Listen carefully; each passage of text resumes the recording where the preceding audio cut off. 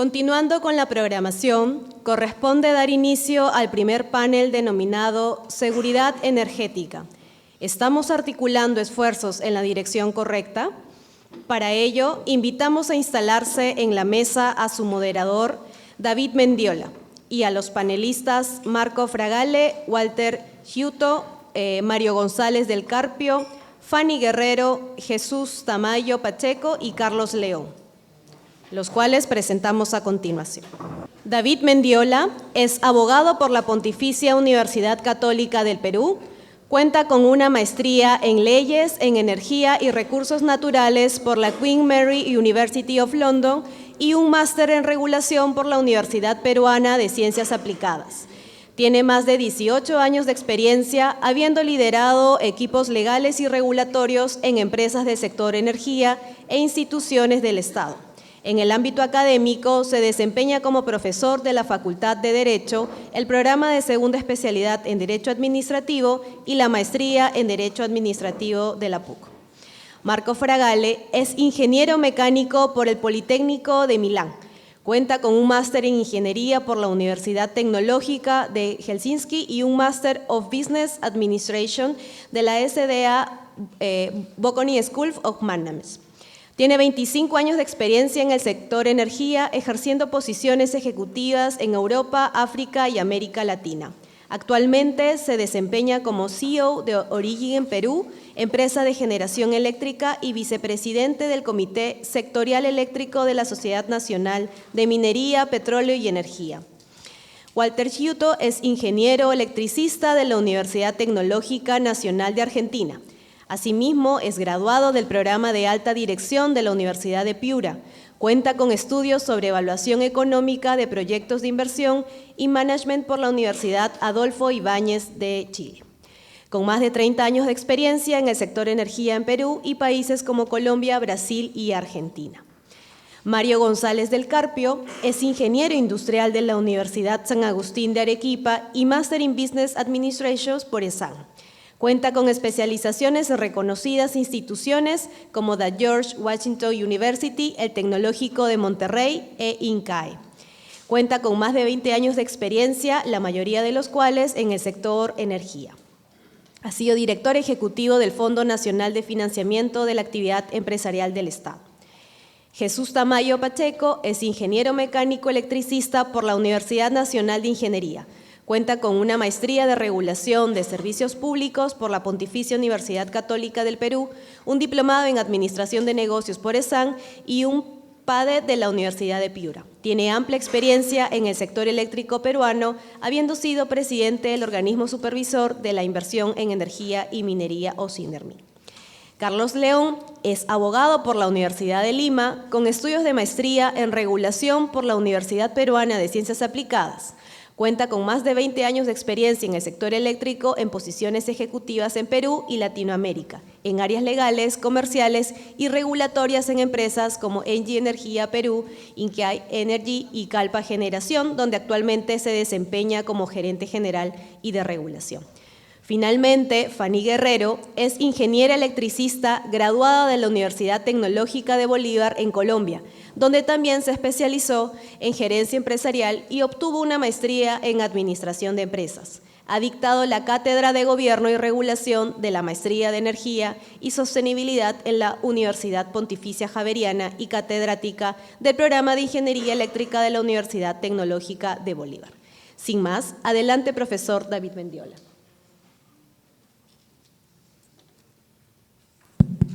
Hola, buenos días con todos. Nuevamente bienvenidos a este 7º Congreso Iberoamericano de Derecho de la Energía.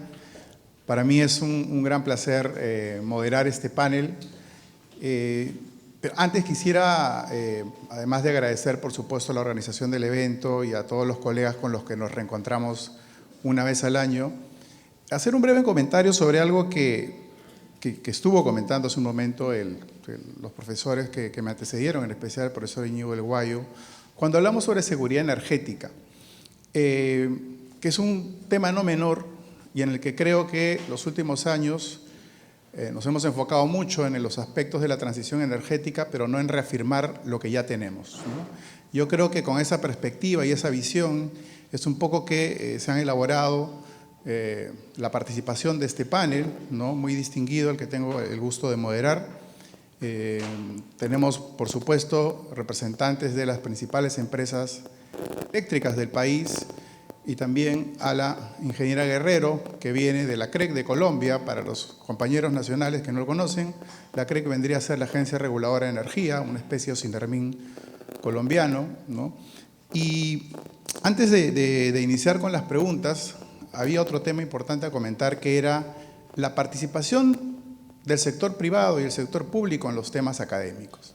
Es algo que en los últimos años en nuestro país no se ve.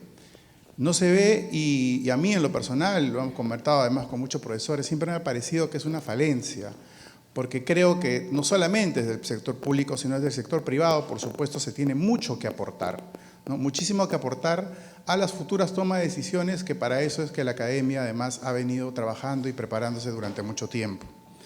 Bueno, dicho esto, damos el pase entonces aquí a los colegas presentes, ¿no?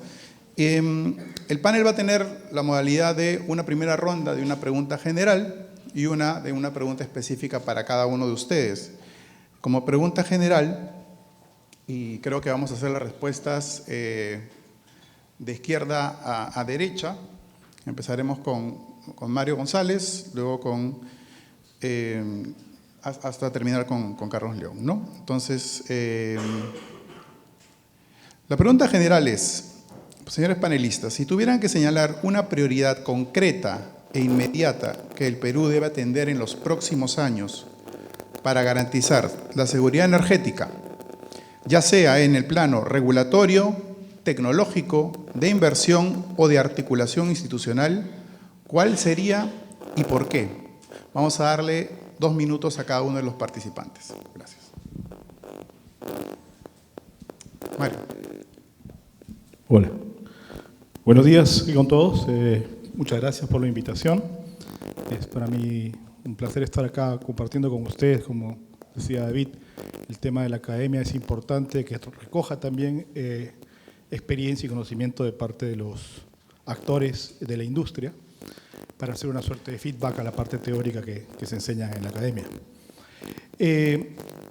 Puntualmente, en lo que respecta a nuestra situación actual, yo creo que necesitamos tener una suerte de articulación, como bien lo ha mencionado David en su pregunta, porque yo percibo que hay avances, tenemos más o menos una idea de un norte claro, pero estamos completamente desordenados.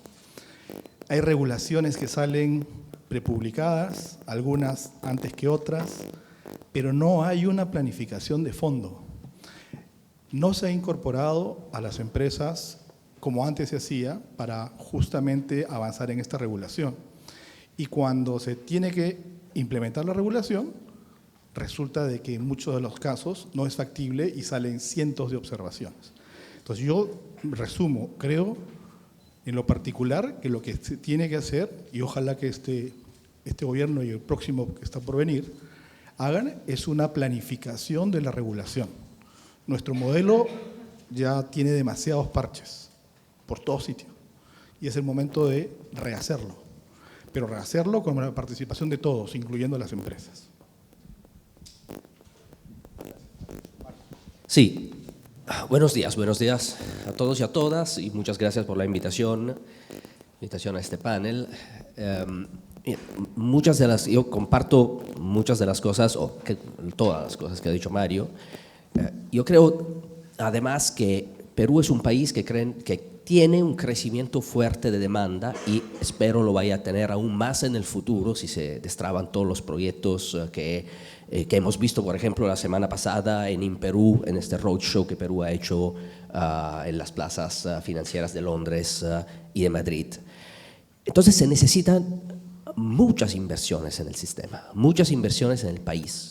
Inversiones no solo en nueva generación, ¿no? Y por eso se necesitaría claramente tener permisos más ágiles, inversiones en el área de transmisión, pero claramente estas inversiones se tienen que atraer al país. Y para traerlas al país necesitamos reglas claras, necesitamos reglamentos claros y necesitamos además que los reglamentos no cambien las reglas del juego.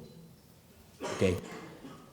Nos está pasando en este momento que hay unos reglamentos en discusión donde se van a aplicar retroactivamente normas a plantas ya existentes y ya en generación, ya existentes. Eso claramente lo que hace es generar una falta de reputación en lo que es la regulación del sistema, y cualquier inversor que tiene que invertir ahora ve un poco el tema de cambios de regulación y de reglamentos sobre plantas ya existentes claramente como una amenaza a las inversiones que pueden venir, y eso va a golpear el país y no nos gustaría.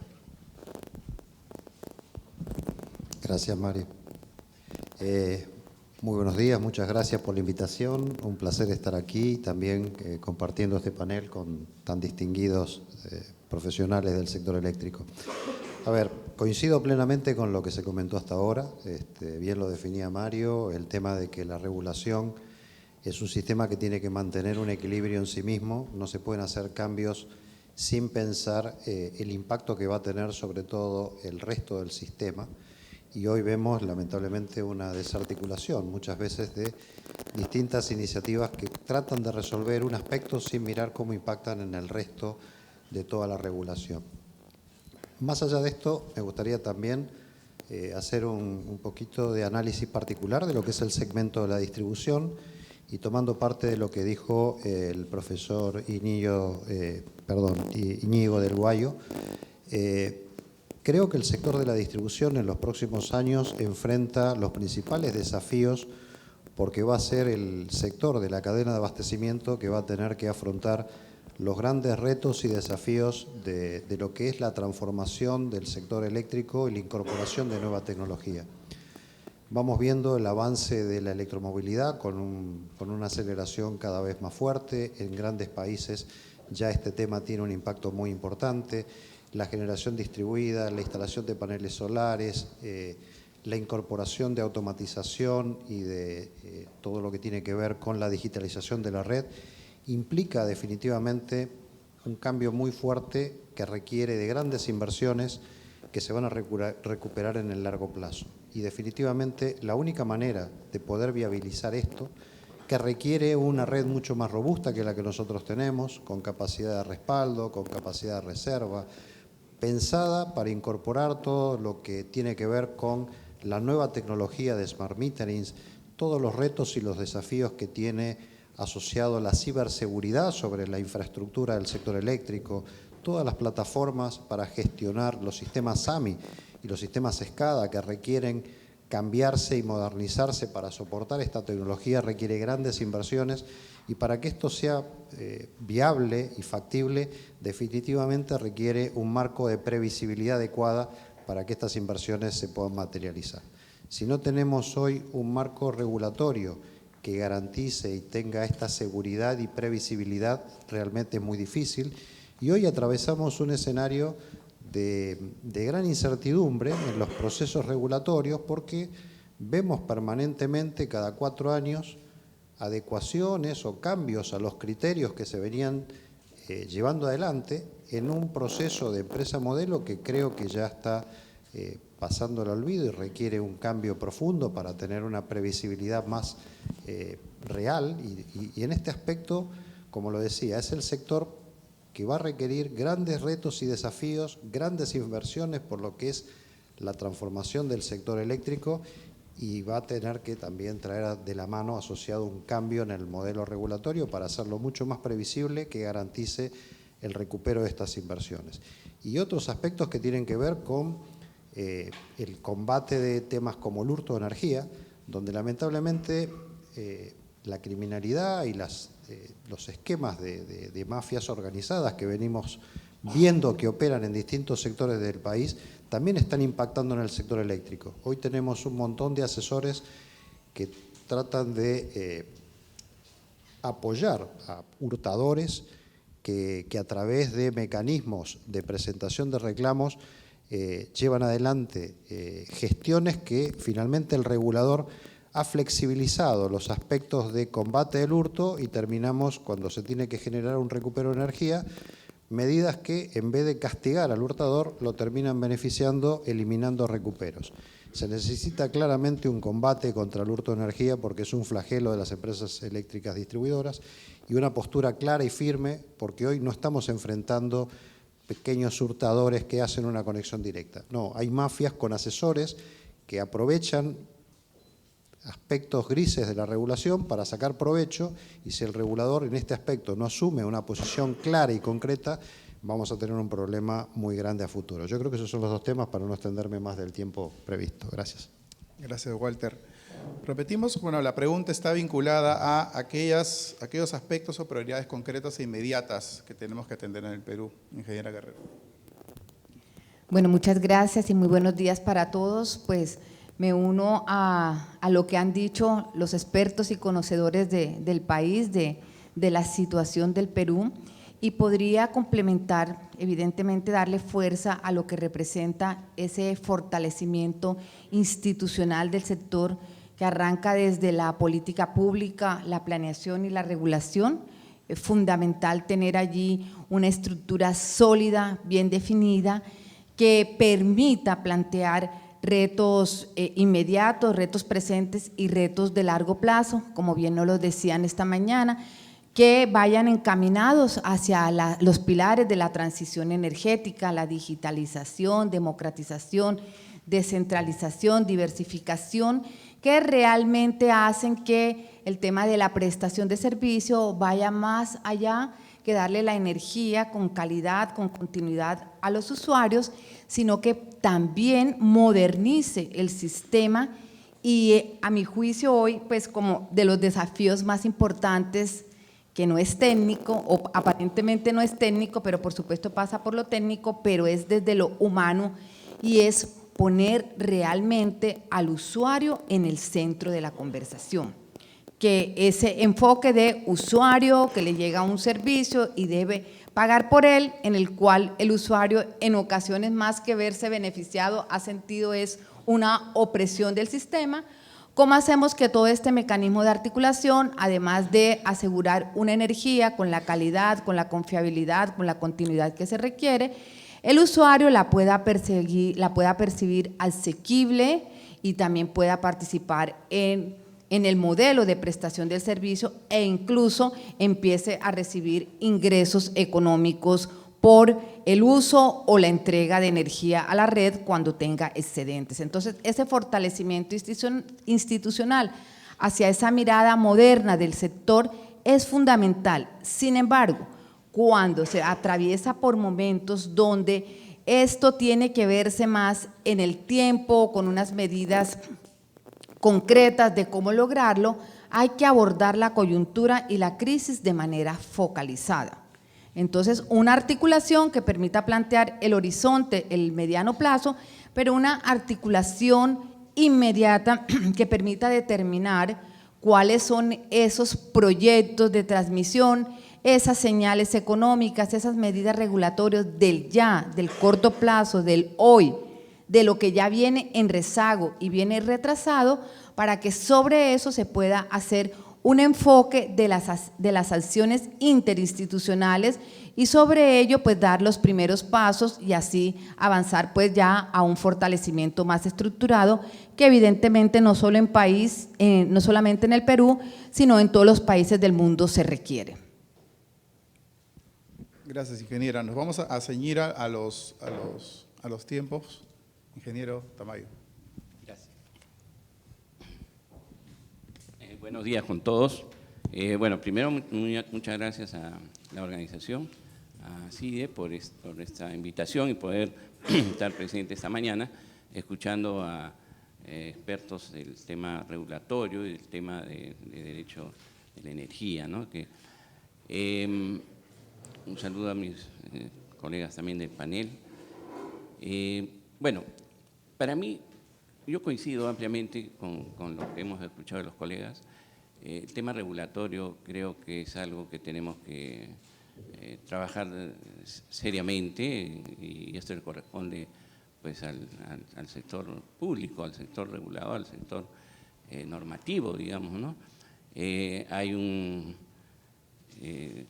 Alguien dijo, esta regulación está parchada. Sí, bueno, efectivamente hay muchos parches que se han hecho a lo largo de más de casi 30 años que está vigente la ley de concesiones eléctricas.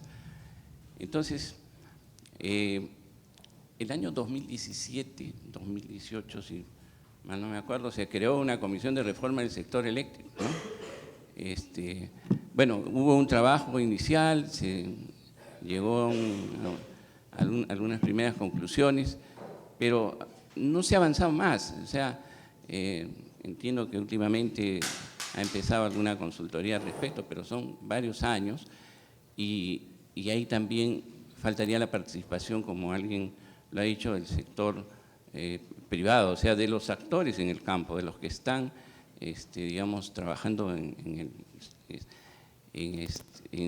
las empresas, en la actividad misma, ¿no? Y llevar sus experiencias. Ahora, no quiero abundar en esto porque ya se habló, pero también creo que hay algunos otros temas adicionales, como es la institucionalidad.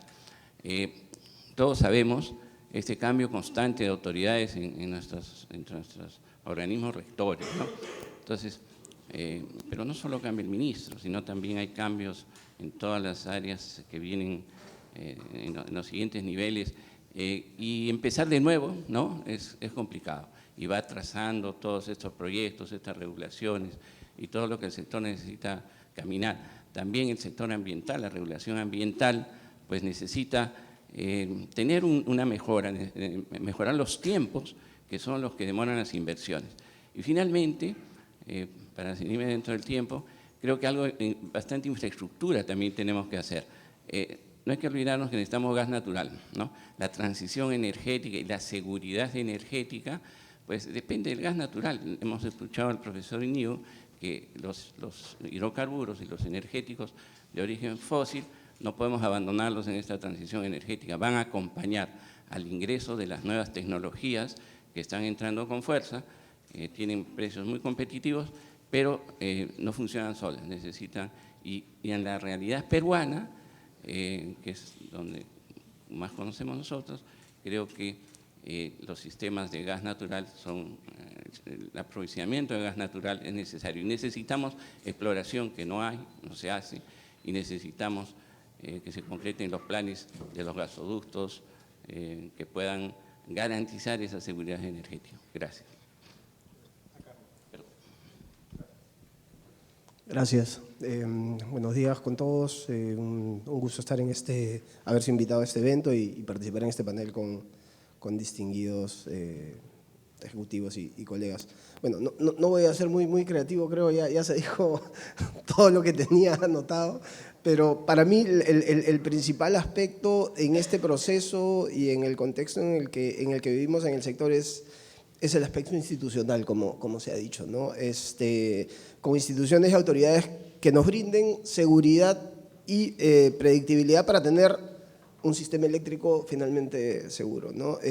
Como decía el ingeniero Tamayo, en los últimos años las autoridades han cambiado constantemente, eso hace que todo lo que se avanza se vuelva a retroceder. Hemos venido de comisión de reforma en comisión de reforma y finalmente no se reforma nada o se reforma algo pequeño y todo queda abierto siempre a discusión y eso genera incertidumbre entre todos los administrados y terminamos definiendo algunas cosas y discutiéndolas en el Congreso o judicializándose, donde no son el ámbito en donde deberían discutirse estos temas que muchas veces son muy técnicos y requieren de conocimientos, ¿no?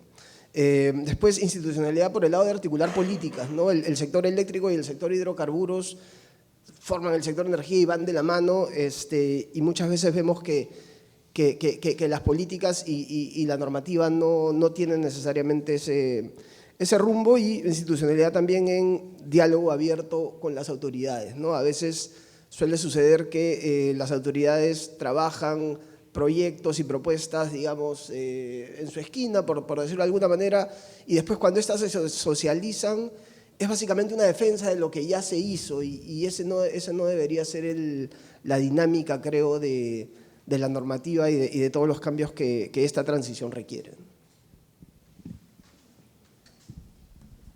Gracias, Carlos. Y en ánimo de, bueno, no voy a comentar al final seguramente algunos puntos, de seguir justamente contigo, Carlos, pasamos a este segundo bloque de preguntas ya más específicas, ¿no? Entonces, Carlos, yo quería preguntarte, ¿no? Bueno, hace tiempo, como sabemos, energías renovables como solar y eólica ya no son una promesa, son una realidad, ¿no? Desde la mirada tuya, la mirada de Calpa, ¿no? ¿Cómo evalúan ustedes el rol del gas natural en esta transición energética, su confiabilidad frente a la penetración de tecnologías intermitentes y cuáles son las perspectivas para su mejor aprovechamiento en los siguientes años? Sí, gracias. A ver, primero como sector eléctrico, es conocido que tenemos un sector eléctrico con un mix bastante limpio, tenemos principalmente generación hidroeléctrica, renovables no convencionales ya están alrededor del 10% y el gas representa un 35-30% de la generación. Lo importante para nosotros como país es que tenemos todas estas fuentes de generación, tenemos abundantes recursos hídricos, tenemos sol, viento y tenemos gas natural justamente para dar el respaldo que esta generación, digamos, necesita. Eso nos hace también ser independientes desde el punto de vista de la matriz eléctrica de los vaivenes, digamos, de la disponibilidad y precios de combustibles en otros países. Por otro lado, es evidente que el crecimiento del sector eléctrico va a ser, si no totalmente, en gran parte renovable. Basta ver todos los proyectos que están ya entrando, que ya han entrado en operación en los últimos años, los que se están construyendo y todos los que están en diversas etapas de estudios de operación, a nivel COES, por ejemplo, prácticamente todos son renovables. Entonces, que el crecimiento del sector va a venir por el lado renovable, eso creo que no hay duda. Y creo que el reto es justamente cómo hacemos para estar preparados y para que la regulación ayude a estar preparado a recibir toda esa generación y a permitir que la generación actual, tanto hidroeléctrica como con gas natural, permitan darle al sistema o permitan mantener, digamos, la seguridad y confiabilidad del sistema, ¿no? Para eso, por ejemplo, es muy relevante que se discuta y hay una discusión abierta y profunda sobre el reglamento de servicios complementarios que debería entrar en operación en el mercado el 1 de enero. Lamentablemente todavía no tenemos un borrador de reglamento y falta nada para eso, ¿no? Y eso genera preocupación. Por otro lado, sin duda el rol del gas natural va a seguir, creo, siendo muy, muy importante. En ese sentido es importante para el desarrollo del sector tener visibilidad sobre las reservas. Se ha estado hablando en los últimos días, semanas, de si hay o no reservas, de cuántos años quedan de reservas. La viceministra en un evento la semana pasada dio tranquilidad al respecto, digamos, de que el recurso está. Lo que falta es incentivar exploración y explotación y que el recurso va a acompañar todavía por varios años. Entonces, podemos tener ahí certeza de que va a estar el recurso. Sin perjuicio de eso, es cierto que con la mayor penetración de renovables, la participación del gas y la forma en la que las centrales a gas operan va a cambiar en el tiempo, ¿no? Van a tener una operación más flexible, no tanto de base como son ahora, seguramente primero las máquinas que sean menos eficientes, pero eso en el tiempo va a ir aumentando. Entonces se requiere armonizar la seguramente legítima necesidad de los productores y transportistas de la cadena de gas de tener ingresos asegurados en el tiempo versus las necesidades de un actor eléctrico que use gas de tener flexibilidad en esos costos, ¿no? Entonces creo que el reto que tenemos como sector en los siguientes años es justamente eso, ver cómo armonizamos esas dos necesidades que parecen distintas, digamos, para que el sector eléctrico pueda seguir teniendo el respaldo del gas cuando lo necesite, pero que tampoco tenga que absorber unos costos fijos tan altos, ¿no? que va a ser seguramente insostenible, ¿no?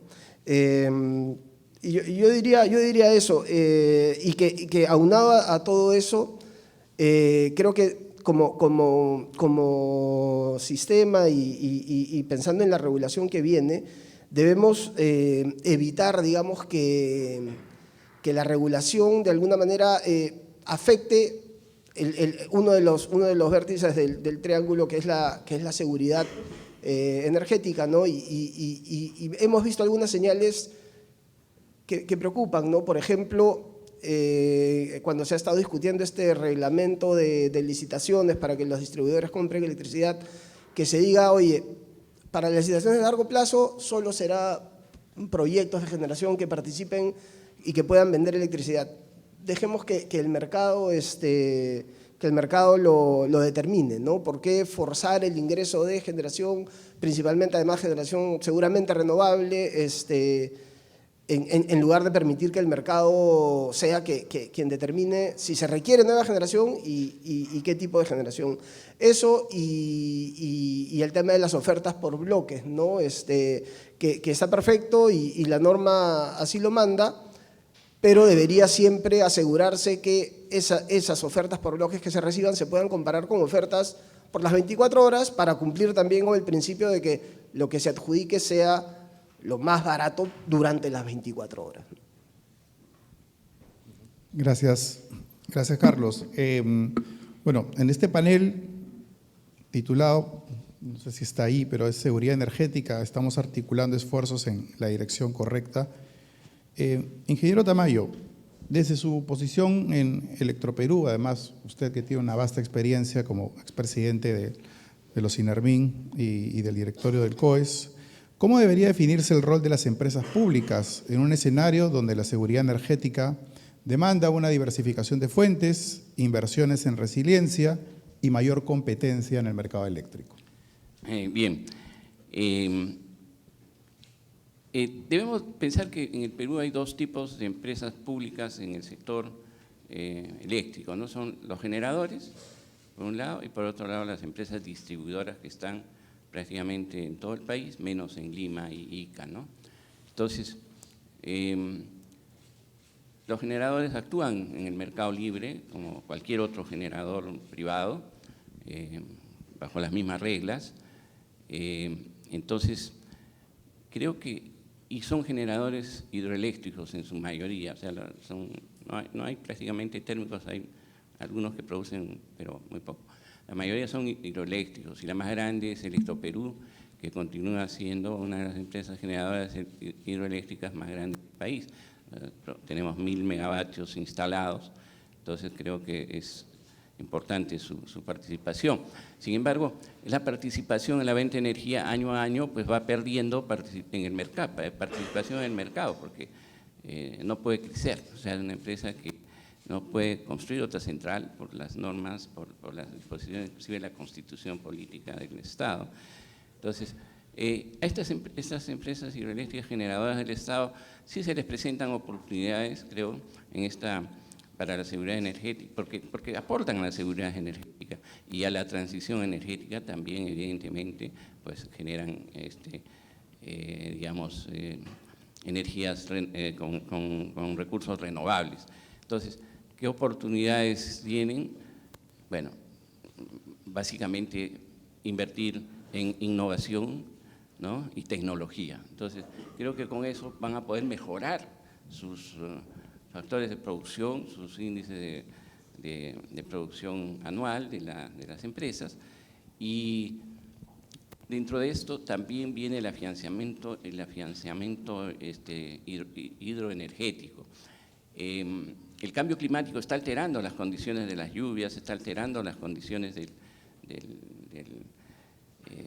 cómo se consigue el agua, que es la fuente para estas centrales. Entonces, hay que pensar en eso. Estas centrales tienen que pensar en modernizarse y hacer esta innovación tecnológica.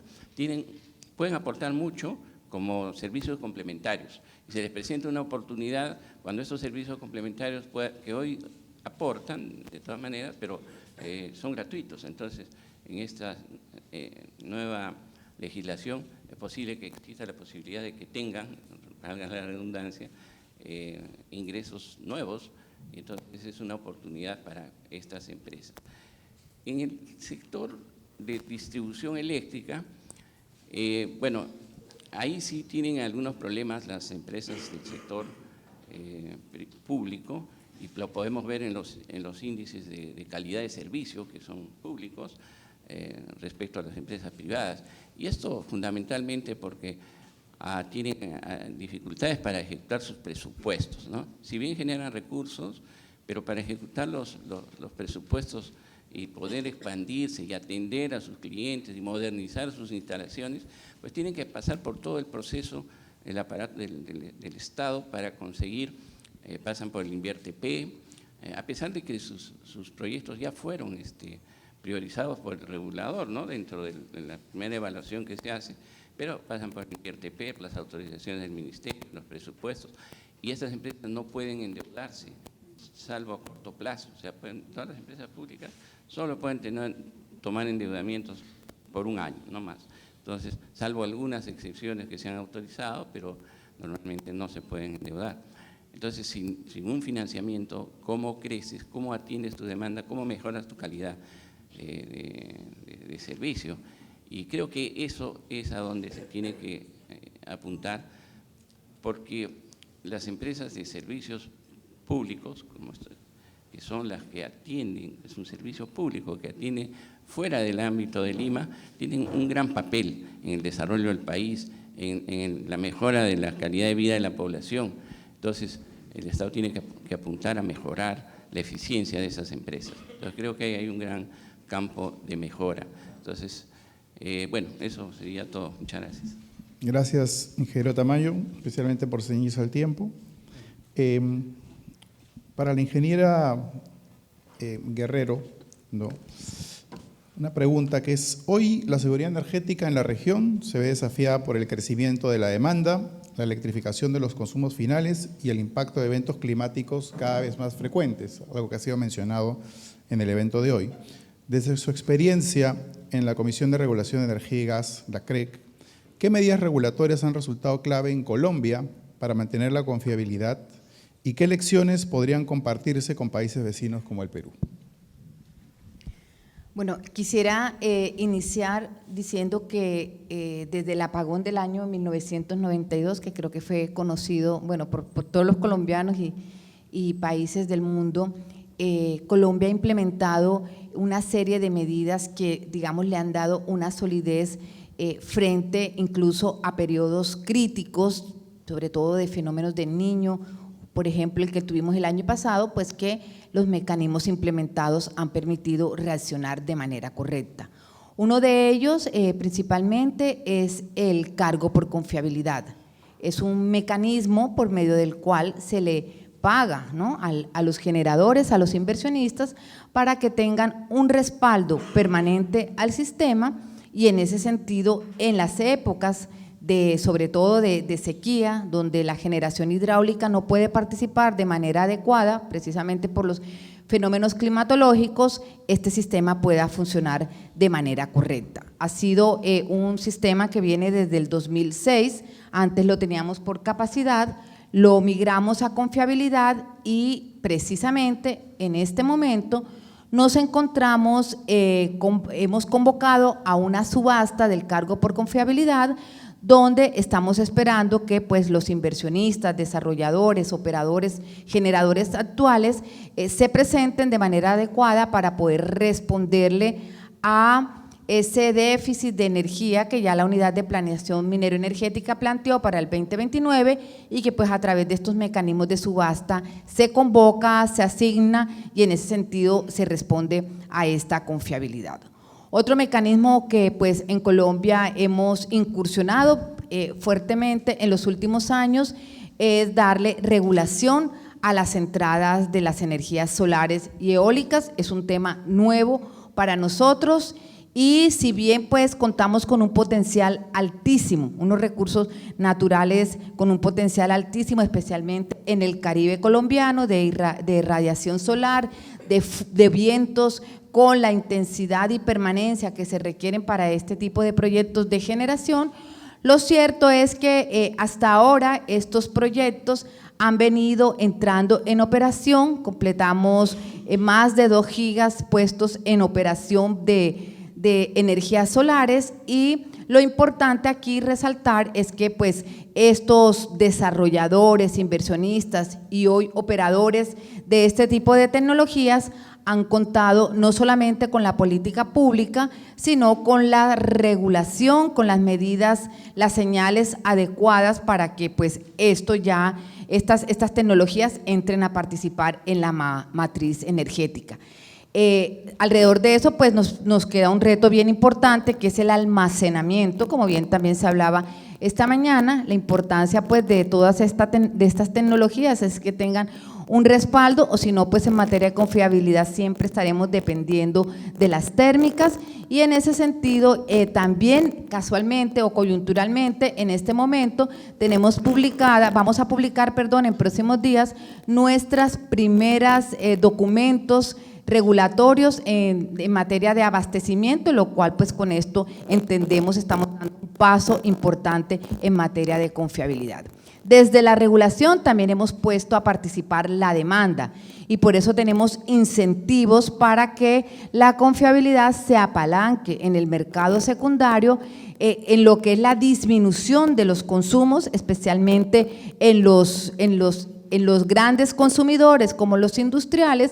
Hay unos mecanismos que nosotros le llamamos respuesta a la demanda o demandas desconectables voluntarias, donde precisamente buscando la ecuación que lo generado sea igual a la demanda, la oferta sea igual a la demanda desde el punto de vista energético, si esto no se puede conseguir vía generación, se pueda conseguir vía desconexión voluntaria de los usuarios, donde, como les digo, los usuarios ahí pues además de estar participando en esta ecuación, pueden estar en paralelo recibiendo ingresos económicos que se los trasladan los generadores mediante pues los mecanismos de regulación que se han establecido.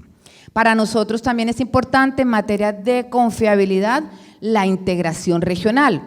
Tenemos la posibilidad y las reglas para hacer importación y exportación desde el Ecuador, desde Venezuela, con potencial para el Perú, y en este momento pues también nos encontramos en conversaciones avanzadas, ya unos acuerdos regulatorios planteados con nuestro hermano país Panamá, precisamente para hacer esa armonización regulatoria necesaria, dar las señales que se requieren para construir la línea de interconexión entre Panamá y Colombia, que pues ayudará al fortalecimiento del sistema y pues no solamente a nuestra confiabilidad, sino nosotros también cómo podemos apoyar la confiabilidad de la región.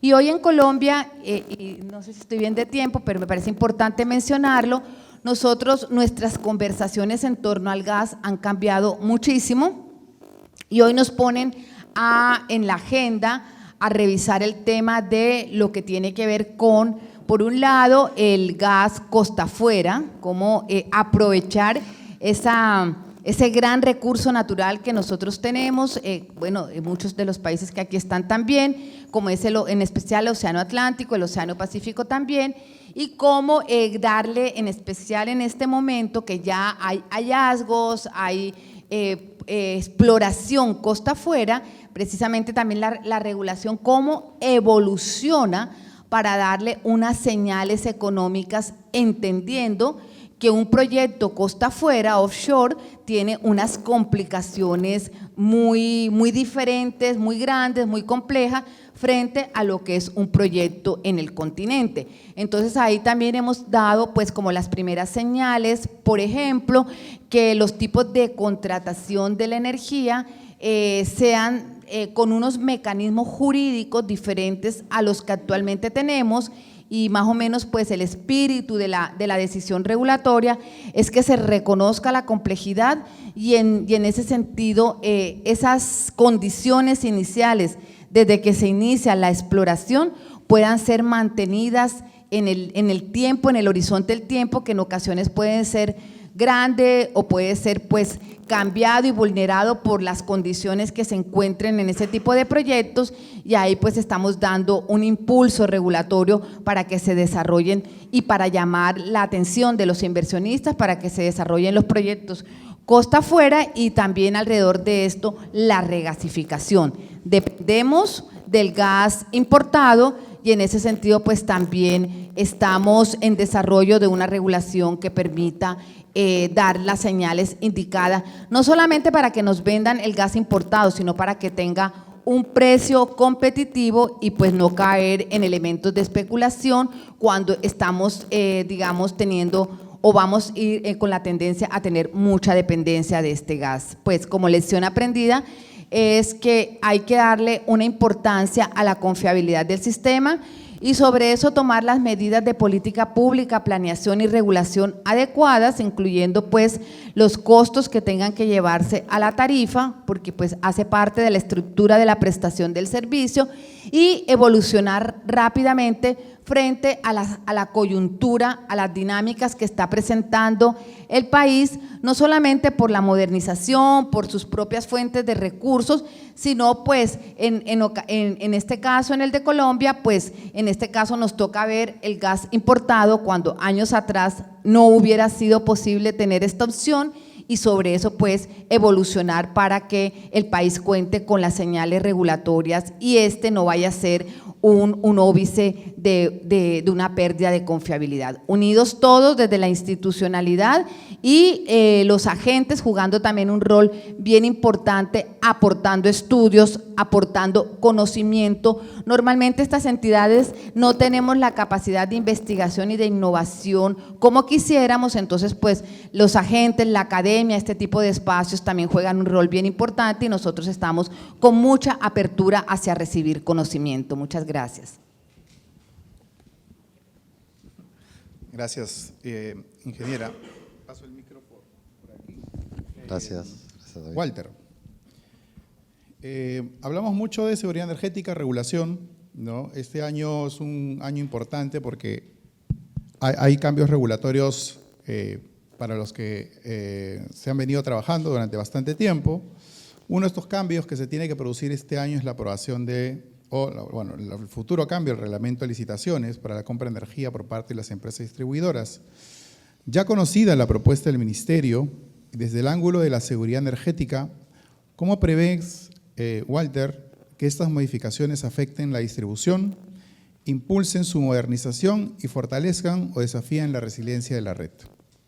Bueno, interesante el tema.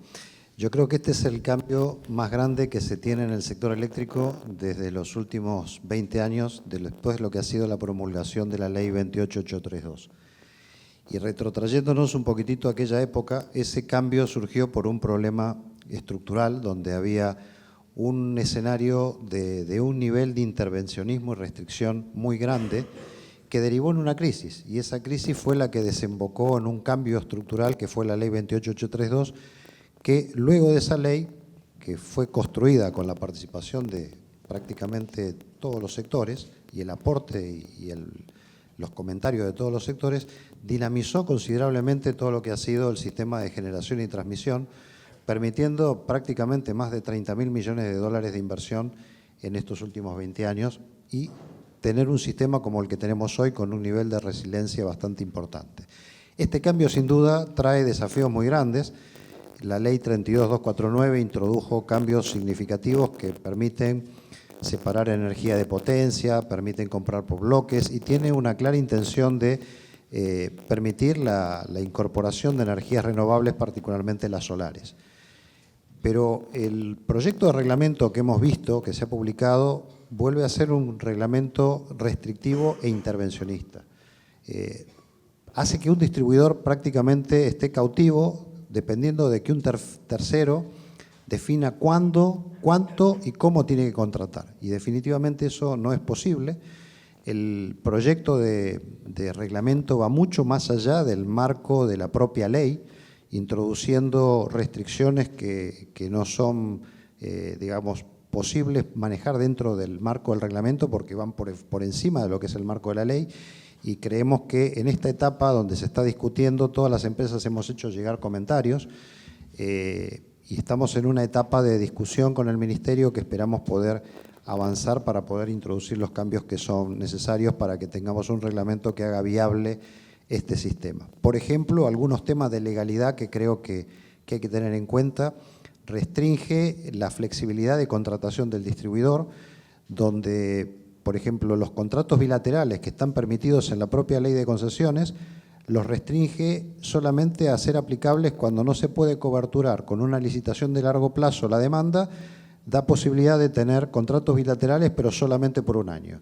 Esto definitivamente no lo contemplaba la ley, no lo contempla la ley de concesiones y por lo tanto no es algo que se pueda llegar a aceptar porque le restringe flexibilidad.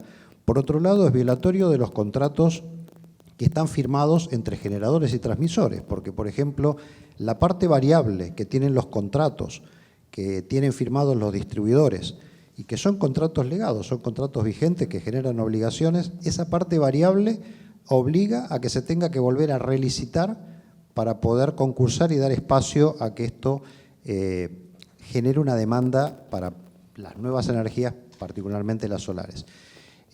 Hay otros aspectos que ya lo comentó Carlos también, que es, no queda claro que cuando se tenga que cubrir la demanda en las 24 horas, realmente se logre, bajo el esquema que está escrito, como está planteado, el costo más eficiente cuando se analizan bloques por separado o se analiza una oferta que cubra las 24 horas. Creemos que aquí tienen que primar 3 principios que son fundamentales, que es la eficiencia, que está de la mano con conseguir que el usuario pague el costo más económico posible, la resiliencia o la seguridad, tener un sistema robusto, sólido y que garantice el servicio de manera adecuada, y sostenible.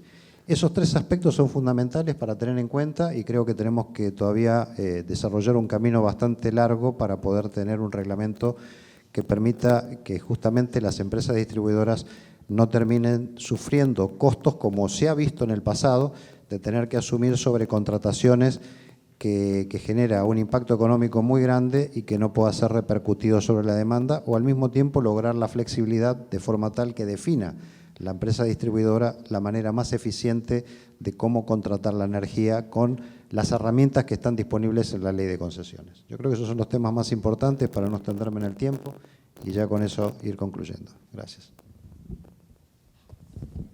Muchas gracias, Walter. Lo que vamos viendo, creo, hasta ahora, y es bastante claro acá en el panel, es el tema de la importancia de la regulación, ¿no? Cómo es que esta debería ser predecible y cómo es que los cambios que se van planteando deberían tener la participación de todos los agentes, ¿no? Y justamente también ver que el tema de seguridad energética tiene diversas aristas, ¿no? Lo comentaba el profesor Íñigo El Guayo, no solamente para tener esta, digamos, que en todo este tiempo que estamos en esta sala no tengamos fluctuaciones, interrupciones, etcétera, hay una cadena importante trabajando detrás. Y justamente eso me lleva a la siguiente pregunta, Marco. Estamos en un año de importantes cambios regulatorios, ¿no? Como ya habíamos comentado, entre ellas el diseño del futuro mercado de servicios complementarios, ¿no? Tú has tenido una experiencia en diversas partes del mundo trabajando en el sector eléctrico. Para ti, ¿cuál es la importancia de este mercado desde una perspectiva de seguridad energética y cuáles son los retos para su adecuado funcionamiento? Tengo 5 minutos. Se necesita 1 hora para hablar de eso. Bueno, empezamos por acá. Esta mañana se hablaba, el profesor que empezó habló un poco de este congreso es importante, conferencia es importante porque habla de la seguridad energética y nos hemos enfocado mucho en la transición energética y muy poco en la seguridad energética. Bueno, yo creo que es transición energética y seguridad energética tienen que ir de la mano. Entonces, para mí no hay transición energética sin seguridad energética. Entonces, es un único tema, la transición energética, que lleve consigo la seguridad. Y eso pasa en nuestros mercados también a través de un mercado de servicios complementarios. Ahora, Walter decía que el MINEM tiene en sus manos el reglamento más importante de las últimas 2 décadas, ¿no? Y eso se aplica tanto a la ley de licitaciones, al reglamento de licitaciones para las distribuidoras y también al mercado de servicios complementarios, que es un mercado que debería, como está escrito en la ley, entrar en función el 1 de enero de 2026. Entonces, hay una responsabilidad en este momento por parte del Ministerio en buscar una manera de poder reglamentar el mercado de servicios complementarios para dar seguridad al sistema. Empezamos un poco, y acá pido disculpa ya si simplifico muchas cosas, es un poco para poder ir adelante de manera más rápida. ¿Qué son los servicios complementarios, ¿no? Al final, ¿qué pasa? Que en el sector energético, en el sistema energético, han entrado últimamente muchísimas renovables. ¿Y eso por qué? Porque la renovable no solo es la tecnología más sostenible, sino es la más competitiva también. Entonces, siendo la más competitiva, hay siempre más renovable que entra en el sistema. Ahora, la alta penetración de renovable en el sistema lo que hace es generar una inestabilidad, me pasen el término, una inestabilidad del sistema por su misma naturaleza. La renovable es más inestable, es menos planeable. Ahora con inteligencia artificial se está mejorando eso, pero de todas maneras sigue siendo menos planeable. Entonces hay una inestabilidad en el sistema que se corrige con unas tecnologías que puedan aportar lo que son los servicios complementarios. Regulación de frecuencia primaria y secundaria, yo diría inercia sintética, a pesar que alguien dice que inercia sintética no es un servicio complementario, pero para mí lo es. Regulación de voltaje, Black Start, gestión de la demanda, todo lo que hay detrás. Entonces, se necesita un mercado de servicios complementarios eficiente para poder asegurar unas cosas, ¿no? Asegurar primero la seguridad del sistema, la confiabilidad del sistema, que la energía siga siendo 24 horas al día, 7 días a la semana, 365 días al año. Que además se pueda dar más penetración de renovable. Cada uno de nosotros quiere que la matriz energética sea siempre más limpia. Para aumentar la penetración de renovable, se tiene que tener un mercado de servicios complementarios que ayude, que aporte a la confiabilidad del sistema para que siempre más renovable se pueda incorporar en el sistema. Y eso es donde digo que transición energética es única. Es transición energética y seguridad energética, no son 2 temas diferentes. Y que eso se pueda dar claramente de manera la más eficiente posible para el usuario. Y bueno, como has mencionado, David, yo trabajé en mi experiencia en diferentes países. Trabajé en Italia, soy italiano, como entiendes del acento. Trabajé en Europa en general, vi los mercados en Europa, trabajé en Rusia, trabajé en Colombia también.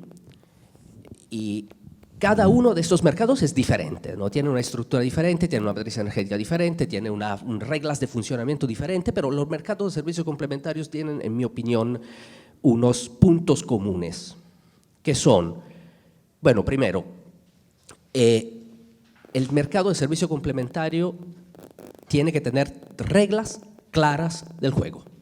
Se tiene que entender cómo se remuneran los servicios, para que cada uno pueda, cada empresa pueda invertir de manera eficiente en los servicios.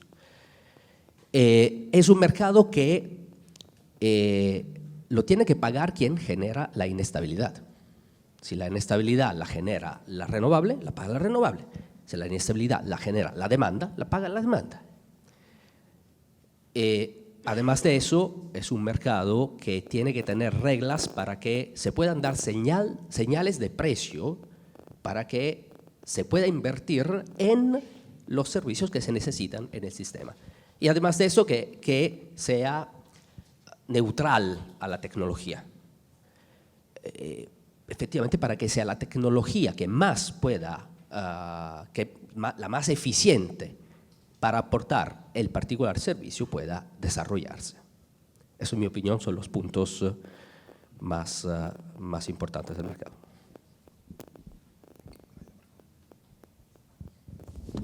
Gracias, Marco, y por ceñirte al tiempo también. Y efectivamente, cerramos entonces este panel con la participación de Mario. Hemos tenido, creo, un panel bastante relevante en composición, ¿no? Además de la presencia importante de la Agencia de Colombia. Y vamos regresando a los temas de distribución eléctrica, ¿no? Mario, bueno, la literatura académica destaca siempre que la generación distribuida es clave cuando se habla de seguridad energética, ¿no? Desde tu experiencia importante en la gestión pública, en el Fondo Nacional de Financiamiento de la Actividad Empresarial del Estado, FONAFE, así como en el sector privado, hoy en Luz del Sur, ¿qué señales regulatorias debería dar el Estado para impulsar este desarrollo de la generación distribuida, pero sin comprometer la calidad y confiabilidad de las inversiones en las redes de distribución del servicio público de electricidad? Ok, gracias. Ya nos quedan 5 minutos, así que voy a tratar de captar su atención, pero me voy a permitir hacer una breve introducción, que es como yo pienso y compartimos este pensamiento en la empresa, ¿no? El modelo de regulación para las empresas de distribución ya caducó, ya está en sus últimos años y se requiere un cambio. Y lo voy a explicar fácilmente, se va a entender por qué. Porque hace 30 años, en los 90, cuando sale la ley, se reforma el sector eléctrico, el coeficiente de electrificación era el objetivo principal y primordial. O sea, ¿qué se buscaba? Se buscaba una regulación que busque expandir las redes. Y luego se buscaba calcular el valor agregado de distribución a través del valor nuevo de reemplazo de las redes, el costo de operación y mantenimiento para una máxima demanda que se fijaba tu tarifa por 4 años, revisable con algunos factores. Así estuvo y funcionó. Hemos pasado de coeficientes de electrificación muy bajos en varias partes del país a coeficientes de electrificación en concesiones muy, muy elevados. Nosotros tenemos 99%, pero eso fue el foco, entonces sí se logró. ¿Qué otra cosa se estaba buscando con eso? Poner reglas claras y predecibles en el tiempo para que a través de la fijación tarifaria se puedan remunerar adecuadamente las inversiones de los inversionistas, en este caso las empresas distribuidoras. Y colateralmente, coyunturalmente, se colocan ciertos indicadores como el SAIDI y el SAIFI, las pérdidas de energía. Y entonces con esas reglas de juego, las empresas distribuidoras han invertido. Ahora, salto a la parte de la distribución, la generación distribuida. La generación distribuida es buena y yo creo que nadie se va a oponer a una generación distribuida adecuada porque evita hacer grandes inversiones, te reduce las pérdidas, se puede aprovechar alguna generación solar o de algún otro tipo que le da la posibilidad a estos usuarios, que se les conoce como prosumidores, de consumir lo que ellos producen y los excedentes inyectarlos a la red. La pregunta es, ¿nuestra regulación está preparada para eso? La respuesta es no, porque la regulación no estuvo hecha para eso. La regulación, como lo expliqué hace un momento, se hizo para otra cosa. Todos los países que han pasado a Smart Grids o que están pasando a Smart Grids cambian sus modelos de regulación por una razón simple, porque ya no estás buscando regular el costo de tus activos, la empresa modelo eficiente. Si vamos a hacer un modelo de empresa eficiente y le vamos a pedir transitar hacia un Smart Grid, no se puede, es incompatible. Porque necesito tecnología, necesito software, necesito un montón de cosas y necesito darle señales a los inversionistas para que sean eficientes pero invirtiendo en tecnología.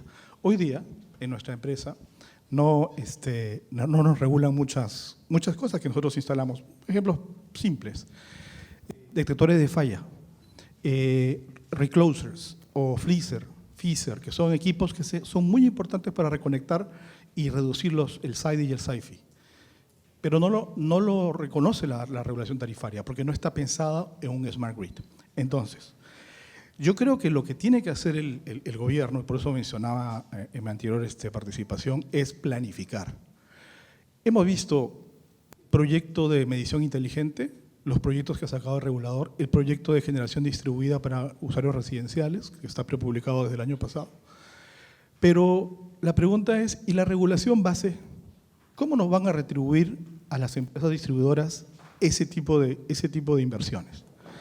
No estamos preparados.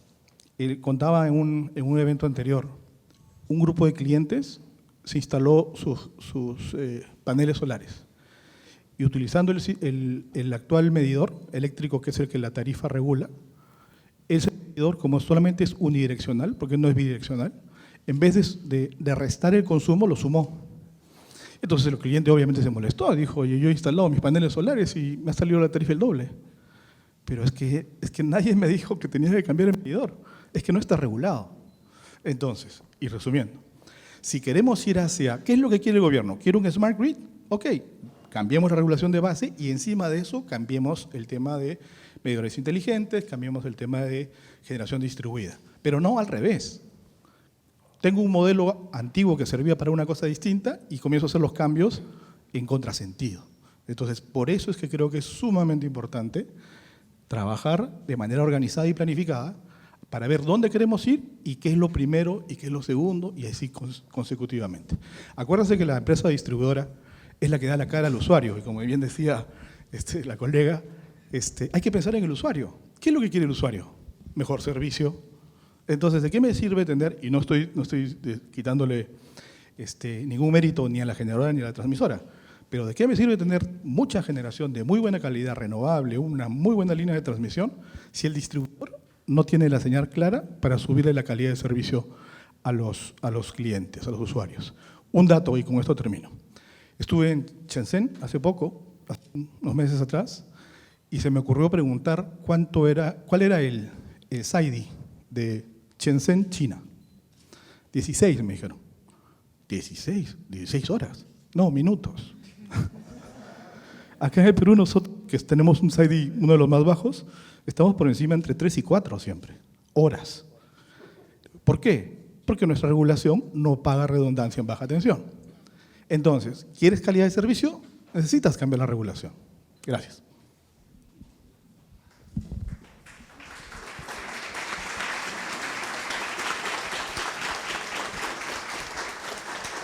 Gracias, Mario, por lo que comentas y en general creo que las lecciones, sobre todo en un evento tan importante como este, para los colegas que nos visitan desde, los colegas de ACIDE que nos visitan desde el extranjero, las autoridades aquí, funcionarios públicos también presentes, ¿no? Es siempre mirar esto, ¿no? La regulación es un elemento poderosísimo que desde el punto de vista del derecho, de la regulación en sí, siempre se ha venido estudiando y conversando, buscando justo aquellas técnicas que nos permitan una mejora y una eficiencia en los resultados de la misma, ¿no?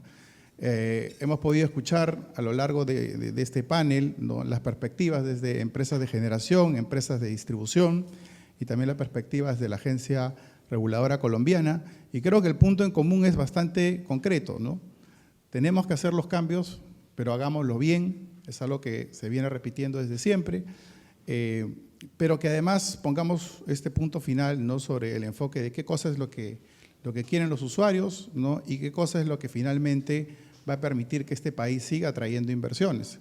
Este país ha logrado, lo enseñamos además en la universidad, ¿no?, justamente hablando de este coeficiente de electrificación, este país ha logrado cosas maravillosas desde lo que era los años 80, ¿no?, bajo un modelo distinto de empresa pública, donde lamentablemente este coeficiente era bajísimo.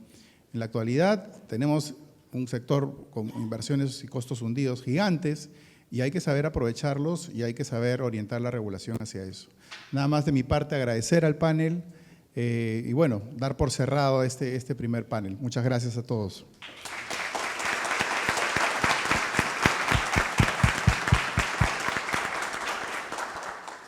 Agradecemos a los panelistas y al moderador del primer panel por sus excelentes presentaciones.